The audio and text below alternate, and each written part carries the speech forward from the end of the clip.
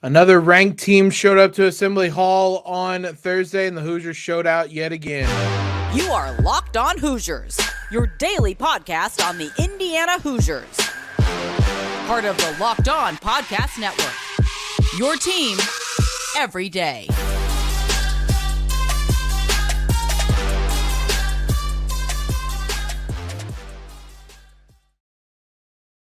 What is up, everybody? Welcome into another episode of Locked On Hoosiers, your one and only daily one-stop shop for everything IU athletics. I'm your host, as always, Jacob. I want to thank you guys for making us your first listen every single day. I want to thank today's sponsor, Bet Online. They are the place that has you covered with more props, odds, and lines than ever before. Bet Online, where the game starts. Maryland came into Assembly Hall ranked number 9 on Thursday. Teri Moren and the Hoosiers women's basketball team showed up in a big way, showed up for a physical game, and eventually came away victorious by a final of 68-61. It was a very fun, very Big Tensk is the best way I can call it, the nicest way I can call it game. The Hoosiers controlled this one really from start to finish. That doesn't mean that they led the entire time, but it does mean that they trailed for only a minute 46. They were tied for about 4 minutes. The rest of the time the Hoosiers led. It got chippy and hairy and nervy at the end or toward the end. The Terrapins, who really did not have much going for most of the night, tie this game up at 50-50 with a layup from Diamond Miller with 6:12 left. IU had nothing going offensively. Things had really fallen off a cliff for them on that end of the court. They had more turnovers and offensive fouls than they had anything else for a stretch there in the second half and fourth quarter.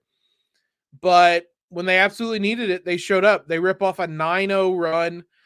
It was a Yarden Garzon three-pointer. It was a Sydney Parrish layup. It was a pull-up jumper from Grace Berger. It was a post-move layup for Mackenzie Holmes, all within 3 minutes. And just like that, it's a 59-50 game, and the Hoosiers saw it out from there. This team is as impressive as any team in the country, and it's built on a defense that is absolutely elite. They showed it again on Thursday. In the first half, they held Maryland to 7 points in the second quarter, which is the lowest amount that they've had in a quarter all season long. This is a good Maryland team that was coming in, playing probably its best basketball of the season. They shot 36.8% from the field, 6 of 18, 33% from the three-point line. They had 16 turnovers. The Hoosiers really made them work for everything. It was a tough physical game. If not for IU's turnovers themselves, this one probably wouldn't have been close. The Hoosiers had 19 turnovers. Maryland turned it into 14 points, but Indiana shot 51% from the field, 40% from three.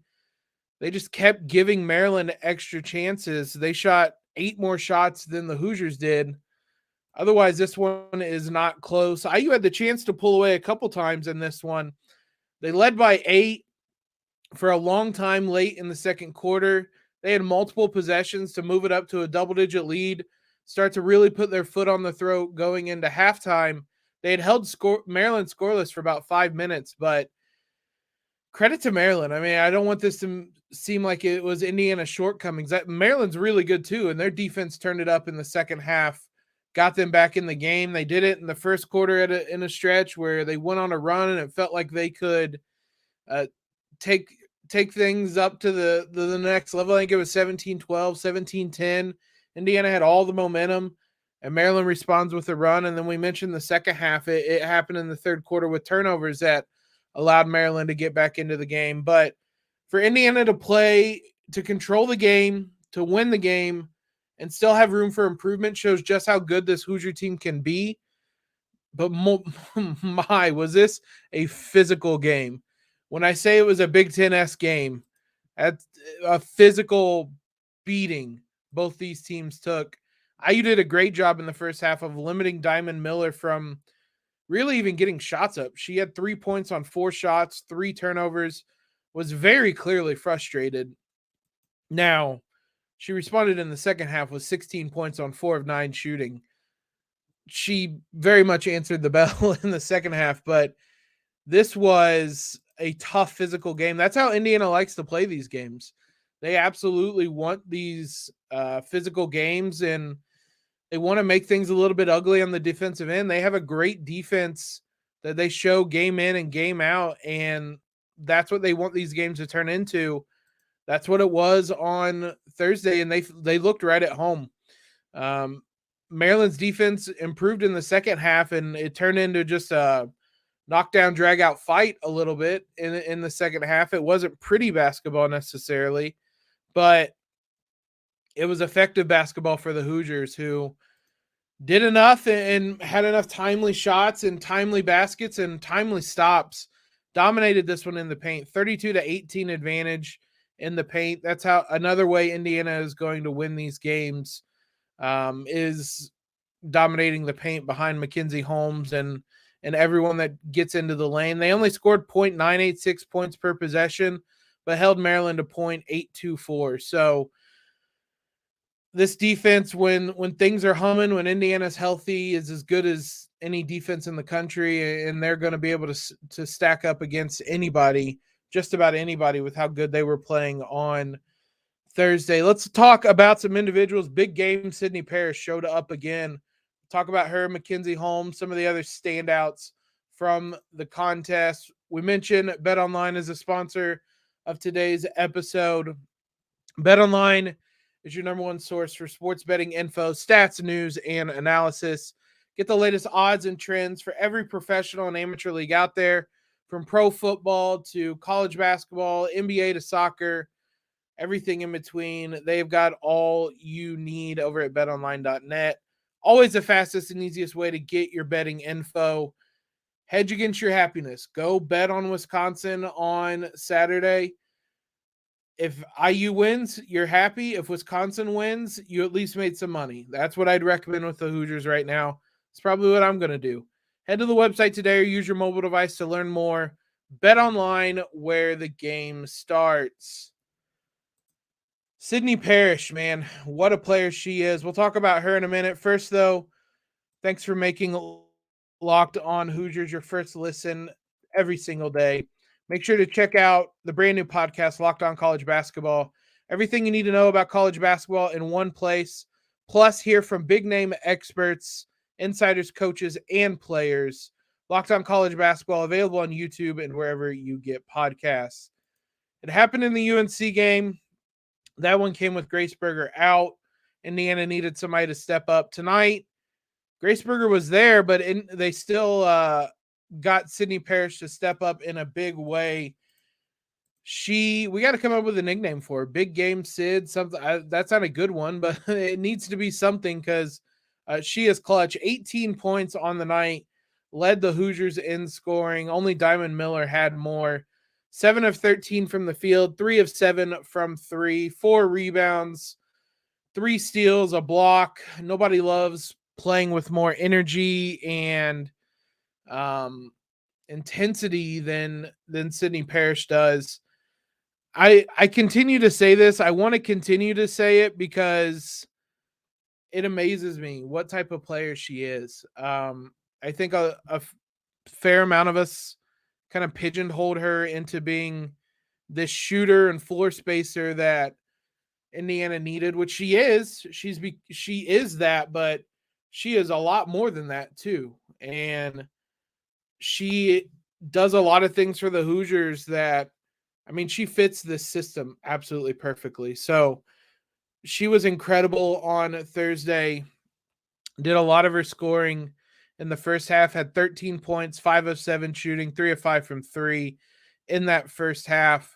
Tailed off a bit in the second half, but everything on both sides of the court tailed off in the second half. It was not a pretty second half, but she was the reason Indiana led for much of that first half and really controlled the game.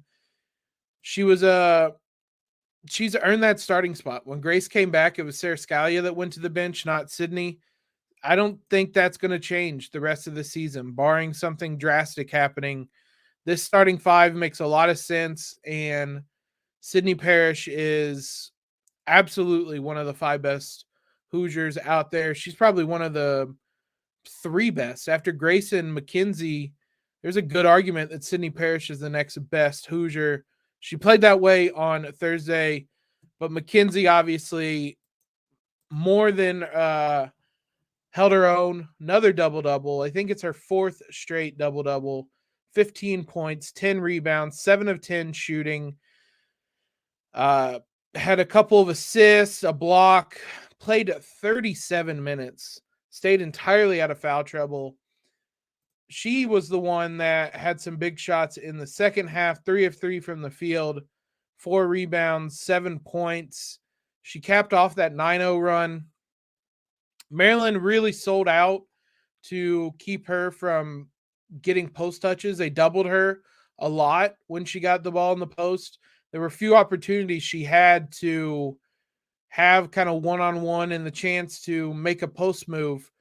What happens a lot of times when you get in that scenario is you kind of rush it as a player because you haven't had those opportunities, but that's not what Mackenzie did. She still took her time and still made defenses pay, and that's what she's been doing all season long, is making defenses pay.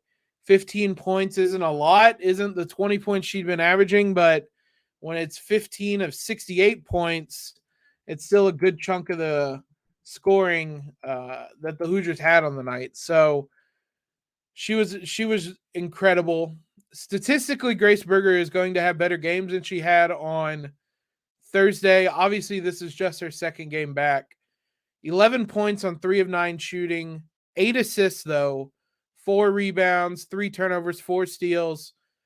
She played with foul trouble for the last 6 minutes. She had a little bit of a breather there, but did not foul out of this one. Was a team best plus 10.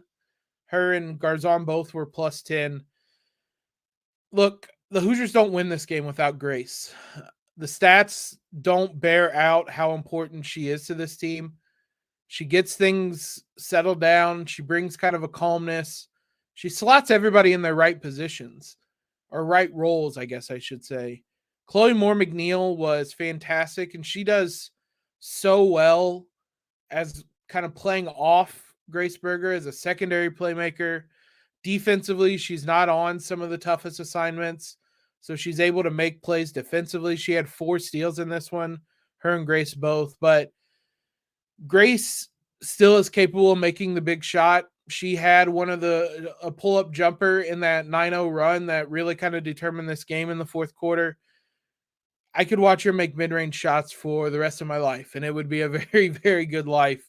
She was incredible in the when Indiana needed her. When they needed a bucket, it was Grace that kept doing things.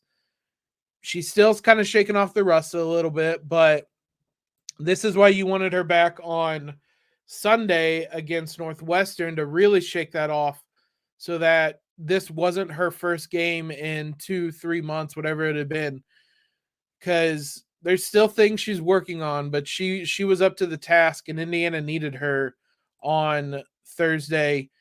We mentioned a couple of the other ones. Chloe Moore McNeil, 8 points, 7 rebounds, 3 assists, 4 steals. She does everything.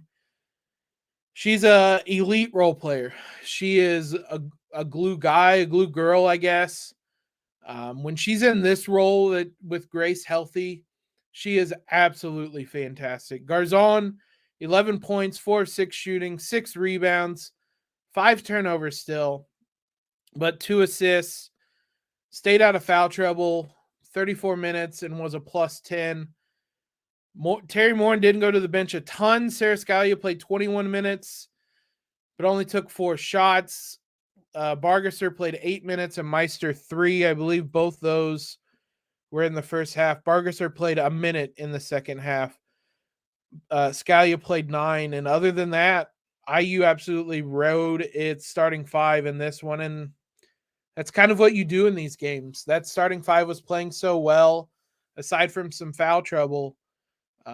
that's what you want to do with a starting five as experienced as this one is. And Teri Moren rode with it, and it absolutely paid off. So this team will be back in action on Sunday against Wisconsin. BTN Plus 2 p.m. tip. Head out there if you haven't seen a game already. I believe a little over 5,000 people at the game tonight. No reason that shouldn't be 10, 12,000. Like, get out there, guys. Especially on Sunday afternoon game against a Wisconsin team that the Hoosiers, Wisconsin's decent, but this is a team the Hoosiers should be beating. It's a quick turn, though. We know how those things work. More reason to get out there and support them so that you can give them kind of that emotional lift. But Wisconsin 6-11, 2-4 in the conference. They've lost to Nebraska, lost to Illinois, lost to Purdue, beat Minnesota, beat Michigan State. So the Hoosiers are familiar with Michigan State, and we know how tough of a win that is. They won in Michigan State. So capable of this being a frustrating game. So get out there, watch the Hoosiers on Sunday. The men's team will play Wisconsin on Saturday. Let's talk about that game, give you a little bit of a preview heading into that one here in just one moment. IU versus Wisconsin, also an afternoon tip on Saturday, 1 p.m. start time, also in Assembly Hall. CBS will have the coverage of this one. Look, I can give you a Wisconsin preview. They have a somewhat similar profile to Penn State in that they don't rebound the ball particularly well. They don't turn the ball over, not as efficient offensively. They don't shoot the three quite as well. They definitely don't shoot the two quite as well. They're not a good free throw shooting team. They're obviously going to slow the ball down. That's what Wisconsin's done for centuries. They're ranked. They're not going to be ranked after the new polls come out. They've lost back-to-back games to Illinois and Michigan State. They lost to Illinois last Saturday. They lost to Michigan State on Tuesday, 69-65 at home. This is a winnable game. Wisconsin has had this kind of spell over Indiana for a number of years. At least this one isn't in Wisconsin. Lord, I do not want to go there ever again, ideally, but thank God we don't have to go there this season. They have some size, more than Penn State did. Stephen Crowell is 7-footer, averaging 13 points, 6 rebounds, 3 assists. Tyler Wall is averaging 13 points and 6 rebounds. He's 6'9". And then basically they have like nothing else in terms of size. They have wing-sized players after that. So like in a similar vein as we saw on Wednesday against Penn State, IU could have the advantage in the front court. But look, like it's really kind of pointless to talk about what the other team is going to do when Indiana is playing the way it is. It bears mentioning they also have Chucky Hepburn, who's averaging 13 points. Connor Isigian, I guess, is the best I'm going to pronounce that one, 10.3 points. But like I said, it's kind of pointless to talk about the other team when I use as much of a mess as it is. This is about IU. This is about what level of effort and care is IU going to play with on Saturday. If they come out like they did against Penn State, especially in that second half where it looks like they don't really give a damn, it's going to get ugly because I never think home fans should boo the home team. That defeats the purpose of playing at home. Mike Woodson would agree with me. He said as much before. But if IU comes out playing anything like they did on Wednesday, they're going to get booed and it's going to get ugly. I feel like I am obligated to say don't boo them. I know it's a fruitless ask. Cheer them on, give them some encouragement. This team needs some positive momentum right now. But if Indiana is going to continue defending like it has or hasn't, I guess, if they're going to continue throwing the ball all over the place like they have in recent games, doesn't really matter what Wisconsin's going to do offensively or defensively. they're going to get what they want because the Hoosiers aren't going to make them pay on either end of the court. So more than anything, it's going to be how Indiana is going to respond, if they're going to respond, if the bottom has completely fallen out, if they've just let go of the rope and the season's done for. Because if those things have happened, then there's 2 months left in the season. This is going to get ugly. So Indiana eventually is going to have to respond. They've said that much.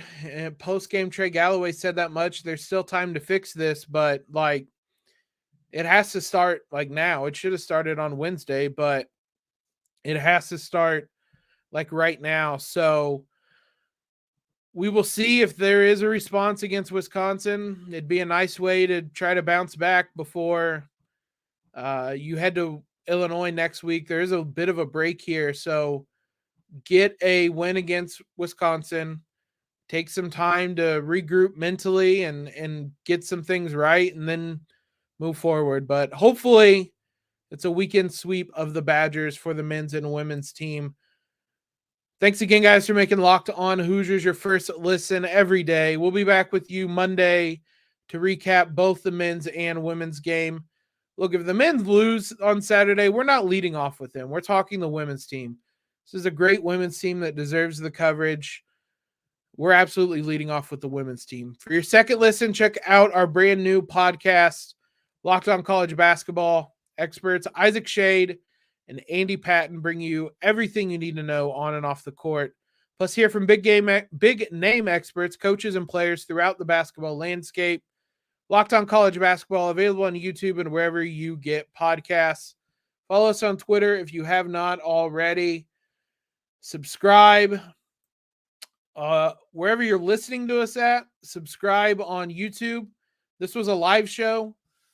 We're going to do these during the week after every game. We won't do them as much on the weekend, but during the week after every game, we will go live to recap the game. So be sure you guys are subscribed so you can join in on the conversation in that one. You guys know the deal, though. I hope you all have a fantastic Friday. Let's go Hoosiers. Let's pick up a couple of wins this weekend. As always, though, guys, LEO.